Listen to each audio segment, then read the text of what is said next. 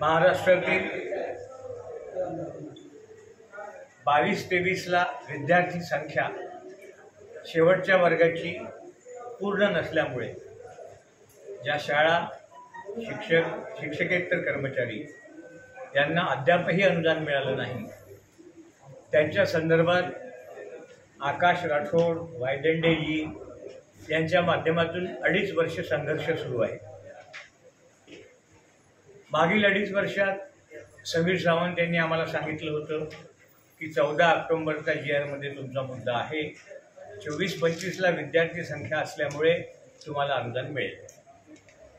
त्यानुसार आपण शिक्षणाधिकारी कार्यालयाकडून एका शाळेचं रिजेक्शनचं पत्रही मिळवलं, त्यावर कारवाई सुरू होती। पण हे वायदंडे साहेब काल सावंत साहेबांना भेटले आणि त्यांनी सपशेल सांगितलं की तुमचा मुद्दा मंत्रिमंडळाच्या बैठकीत नाही, 14 ऑक्टोबरचा GR अधिग्रहित होतो आहे, त्यामुळे तो आता लागू राहणार नाही आणि नवीन GR मध्ये तुमचा मुद्दा आहे। त्यामुळे ही तसं पाहिलं तर शॉकिंग न्यूजच आहे। परंतु मी आज तुमच्या सगळ्या बांधवांना घेऊन काही संबंधित अधिकाऱ्यांना भेटलो। याच्यावर आपला एकच उपाय आहे की शिक्षण मंत्र्यांसोबत एक बैठक अर्जंट करावी लागणार आहे।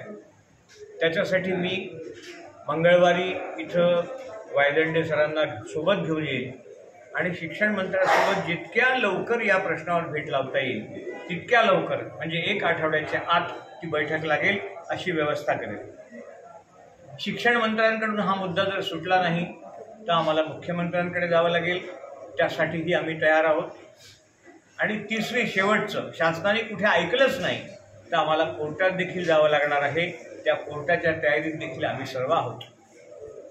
आता माझं म्हणणं तुर्तास एवढंच आहे की तुम्ही थोडासा धीर धरा, फोन करू नका फारसं, म्हणजे सांगताना प्रत्येकाला फार कंटाळा येतो। एकच उत्तर, 22-23ची शेवटच्या वर्गाची पटसंख्या नसल्यामुळे ज्यांना अद्यापपर्यंत अनुदान मिळालं नाही त्यांच्यासाठी युद्धस्तरावर येत्या 15 दिवसात प्रयत्न करून त्यांचा मुद्दा घेतो, कुठल्याही पद्धतीने, शिक्षण मंत्र्याकडून किंवा मुख्यमंत्र्याकडून।